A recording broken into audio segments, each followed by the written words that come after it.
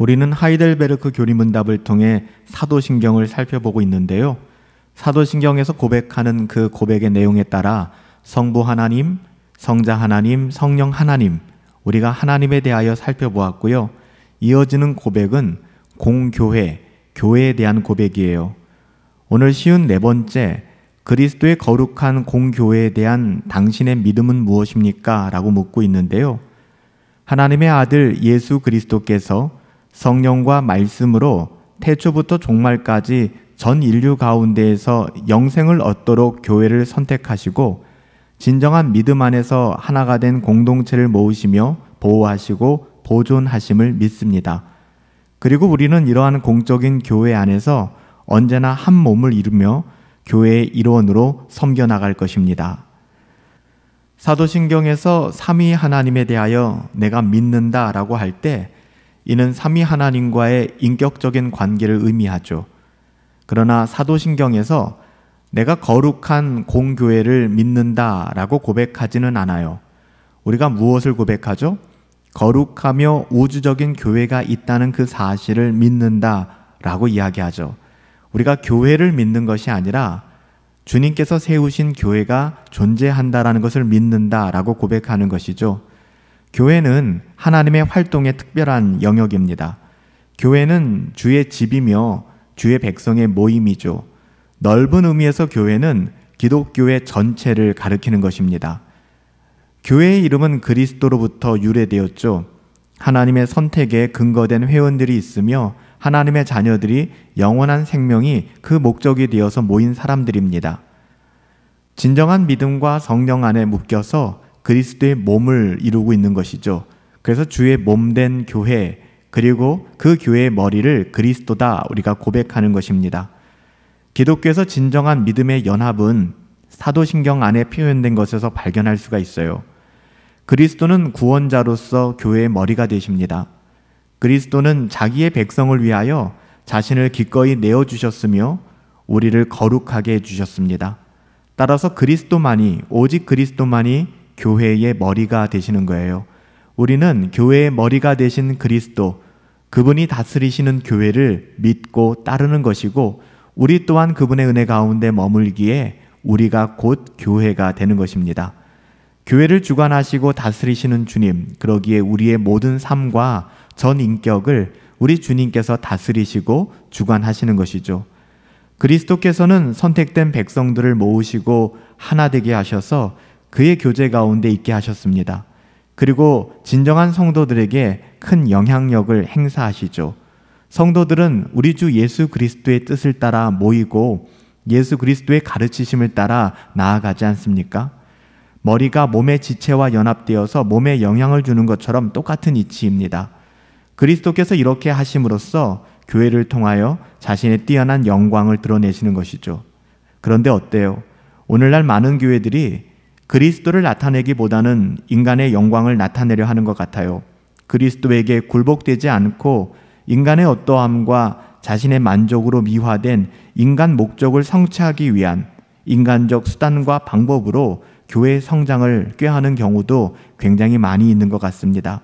이런 교회들은 교회의 순기능을 저버린 거예요.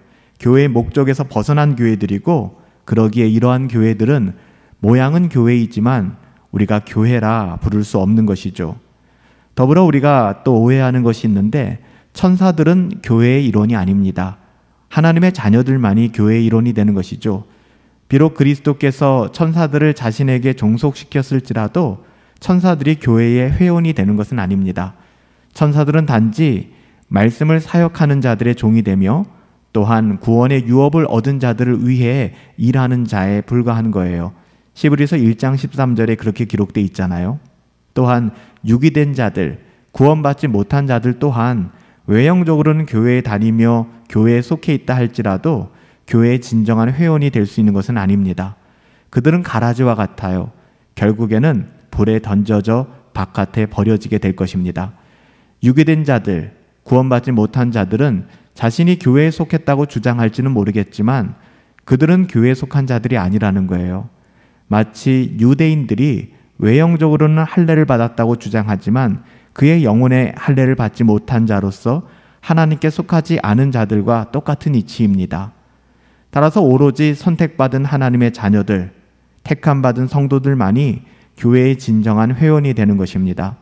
그들은 그리스도 안에서 거룩하게 된 사람들이고 거룩한 무리, 성도라 부름을 받고 그리스도께 충성하며 그리스도와 함께 거하는 사람들이죠. 거룩한 공교회라고 부르는 이유는 그리스도 안에서 성령에 의해 씻음을 받아 거룩해졌기 때문에 거룩한 공교회다라고 부르는 것입니다. 교회는 세상과 분리되었으며 하나님께 속한 곳입니다.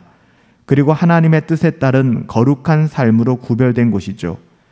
그리스도께서는 자신을 내어주심으로써 우리를 모든 불의에서 건져주셨으며 특별한 백성으로 깨끗하게 하셨고 선한 일을 위해 열심을 내도록 하셨습니다. 우리가 교회라고 이야기할 때 교회는 우주적이에요. 교회는 절대로 편협한 시각으로 해석돼서는 안 됩니다.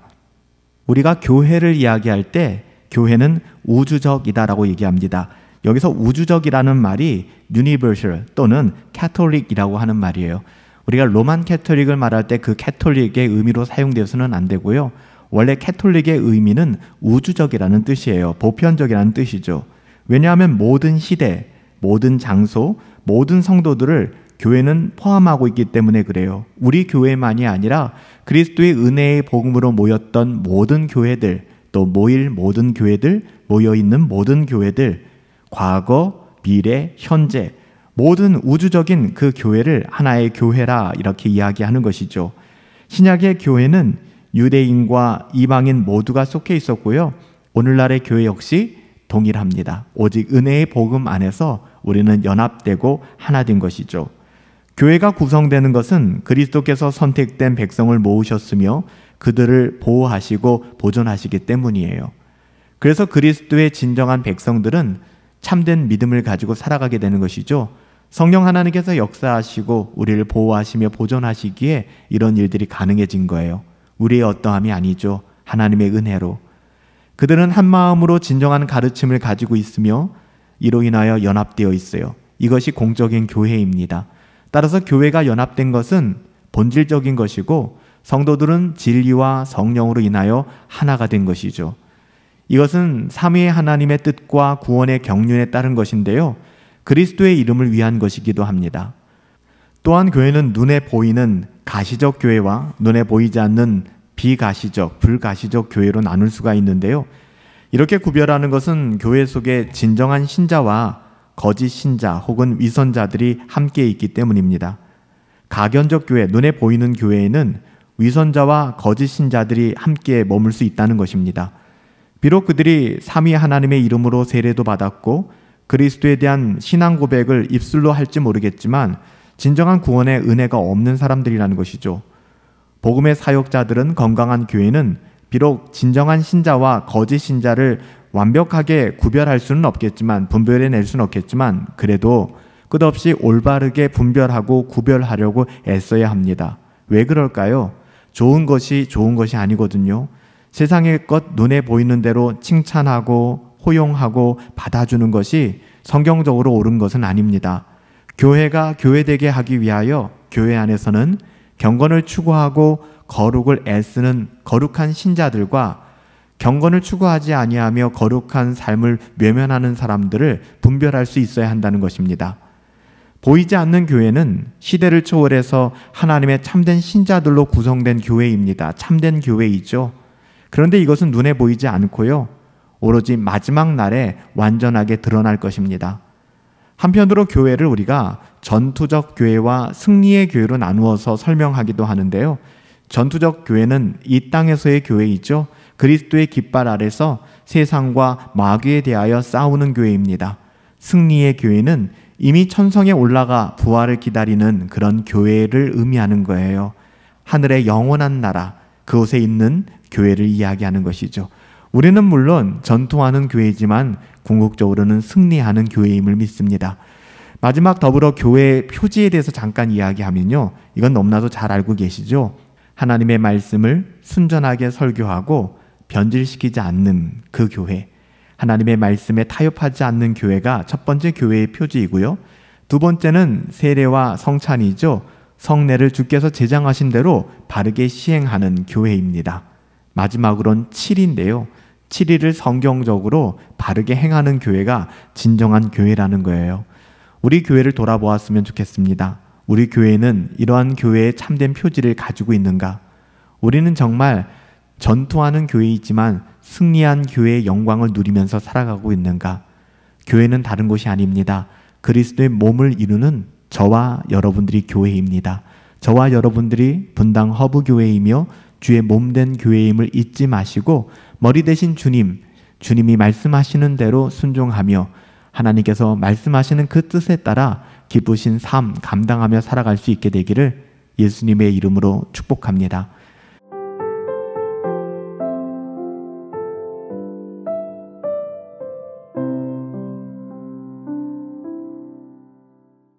우리가 사도신경을 통하여 성도가 서로 교통함을 고백하고 있지 않습니까? 성도가 서로 교통한다는 것의 의미가 무엇일까? 첫째, 모든 신자들은 그리스도의 지체로서 그리스도에게 연합되며 그의 부요함과 은사들을 공유합니다. 둘째, 각각의 신자들은 다른 지체의 유익과 구원을 위해 기꺼이 그리고 즐거운 심령으로 자신의 은사들을 사용해야 될 의무가 있음을 반드시 알아야 합니다. 우리가 사도신경을 통하여 성도가 서로 교통한다라는 그 고백의 의미가 그와 같다는 것이죠. 성도는 교회의 머리이신 그리스도와 교제를 가지게 됩니다. 그리스도와 성도는 관계를 맺게 되는데 그 관계를 건물과 기초돌로 표현하기도 하고요. 성소로 표현하기도 합니다. 또한 남편과 아내와의 관계로 이야기하기도 하고요. 머리와 몸으로 비유하기도 합니다. 그만큼 때려야 뗄 수가 없는 관계가 그리스도와 우리와의 관계, 교제라고 이야기하는 것이죠. 성도가 그리스도와의 연합 속에 있다는 것은 그리스도의 모든 은덕 속에 있으며 그러한 은덕을 누릴 수 있다는 것을 의미하는 것이죠. 성도는 그리스도의 부유함 가운데 있게 됩니다. 그리스도의 부유하심을 함께 누리며 살아가는 것이 하나님의 자녀들이죠. 성도이죠. 그리고 그리스도의 은혜들이 있는데 그 은혜는 죄의 용서와 의로움 또한 영생입니다. 이러한 그리스도의 은혜에 우리가 동참하는 것이죠. 그리스도와의 이러한 연합 속에서 성도들은 다른 성도들과의 교제를 가지게 되는데요. 이러한 성도들 간의 교제는 가장 친밀한 연합 가운데에서 이루어집니다. 그래서 그들의 마음과 영혼이 하나가 되는 것이죠. 그들은 모두 같은 은혜를 소유하며 같은 사랑을 소유하고 또한 같은 말을 하며 같은 신앙을 고백하게 될 것입니다. 그들에게 있어서는 친구와 원수가 서로 같을 거예요. 친한 사람과 또 친할 수 없는 사람이 동일하게 된다는 것이죠. 따라서 그들은 마치 롯이 나오미에게 붙어 있듯이 서로 붙어 있고 서로 의지하며 교제하게 될 것입니다. 이것이 성도의 교제라는 거예요. 그들은 모두 한 도성의 시민이며 하나님 나라의 시민이며 하나님 나라의 백성이라는 것이죠. 같은 집에 거주하고 있는 사람들이고 같은 식탁에서 빵을 먹는 주의 식탁을 마주하는 하나님의 자녀들, 한 몸의 여러 지체들이 화목한 것처럼 서로 화목하게 또 하나님의 영광을 드러내는 거룩한 공동체, 이것이 바로 성도의 교제라는 것입니다. 이러한 성도의 교제는 상호 봉사와 섬김으로 아름답게 나타나죠. 하나의 지체가 다른 지체를 돕는다는 것입니다.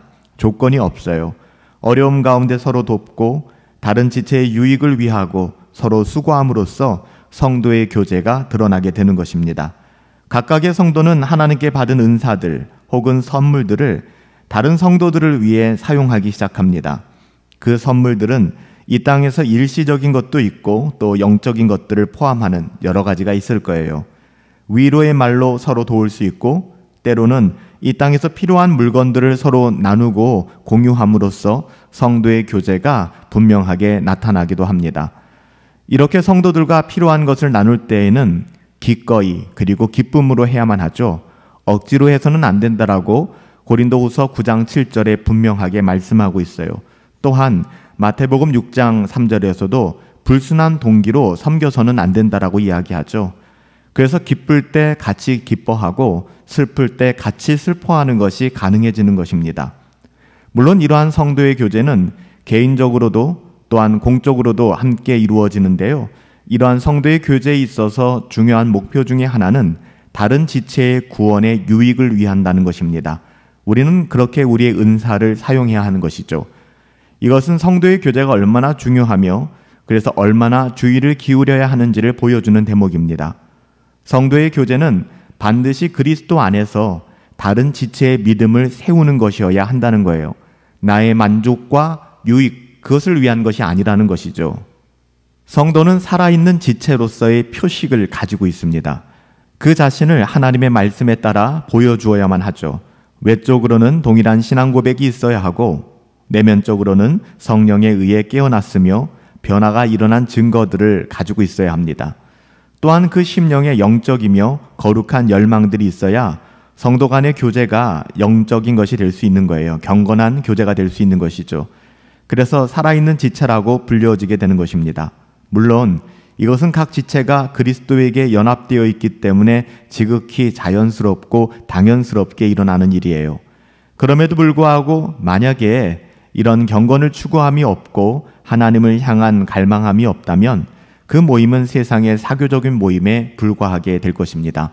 성도의 교제가 아니라는 것이죠. 성도의 교제는 잘못된 지체들로 인하여 고통받을 수도 있어요. 잘못된 지체 때문에 교회의 모습이 어그러지거나 추하게 보일 수도 있습니다. 유대인들이 하나님의 이름을 부르고 율법을 자랑하면서도 율법을 어김으로 인하여 하나님의 이름이 이방인들 가운데서 조롱을 받았듯이 말이에요. 이렇듯 잘못된 지체들 때문에 형제들이 고통을 받을 때 그것은 죄의 유혹으로 우리가 볼 수가 있어요. 죄의 유혹 때문에 그런 것이죠. 성도의 교제를 어지럽히거나 평안을 깨거나 경건을 방해하거나 무너뜨리는 경우들이 바로 그런 것들이에요. 고린도전서 5장에 보면 이런 이야기들이 길게 나열되어 있습니다. 이들은 진리에서 떠나 교회를 부패시키는 사람들입니다. 따라서 진정한 교회의 표식이 나타나게 하기 위해서 교회는 징계, 칠이라는 것이 필요해요.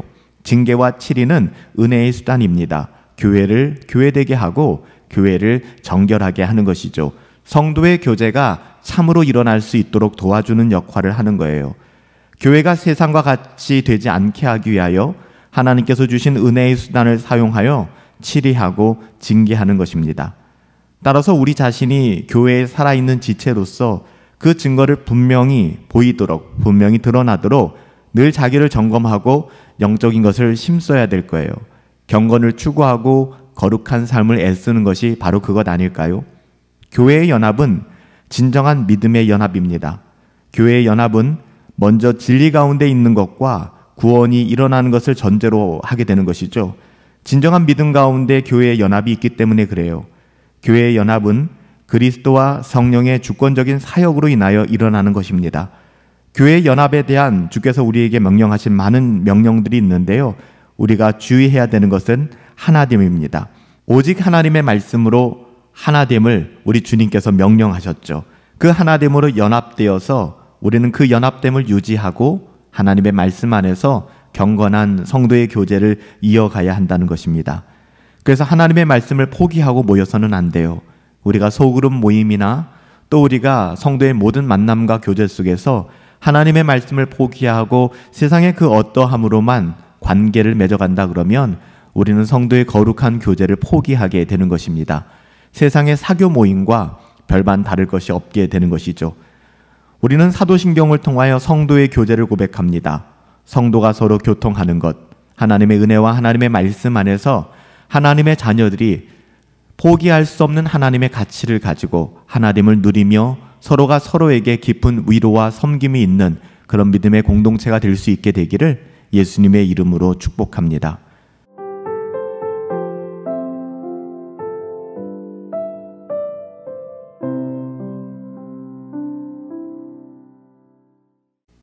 하이델베르크 교리문답 쉬운 6번째 질문은 죄를 사하여 주심에 대해 당신은 무엇을 믿고 있습니까? 라고 묻고 있는데요.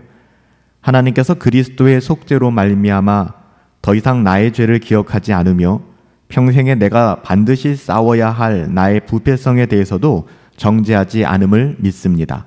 하나님께서는 은혜롭게 그리스도의 의로우심을 나에게 입혀주셨으며 그로 인해 나는 하나님의 심판에 결코 정죄당하지 않을 것입니다.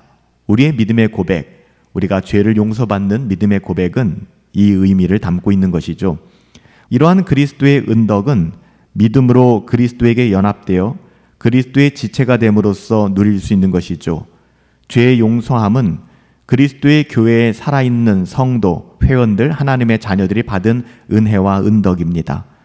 죄는 하나님의 법을 어긴 거잖아요. 다른 사람들에게 죄를 지은 것도 하나님의 법을 어긴 것이기 때문에 하나님께 죄를 지은 것입니다.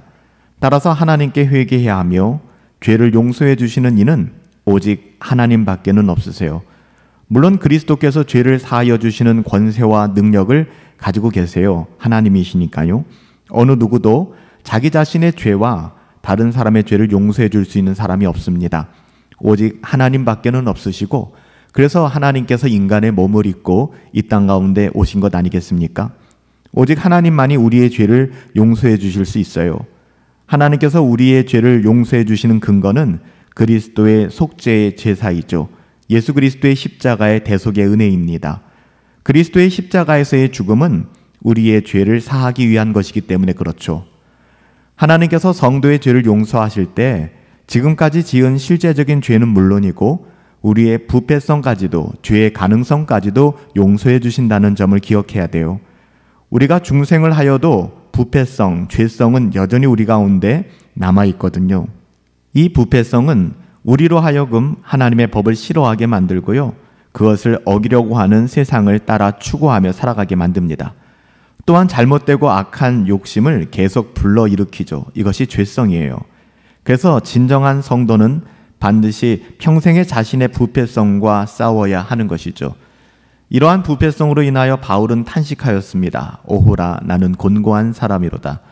그러나 그리스도를 통해 부패성까지도 용서해 주시는 하나님께 사도 바울은 감사할 수밖에 없었죠. 이것이 은혜를 깨달은 자의 복입니다. 하나님께서 죄를 용서해 주신다는 것은 단지 죄된 행위를 없는 것으로 간주해 주는 그 정도가 아니에요.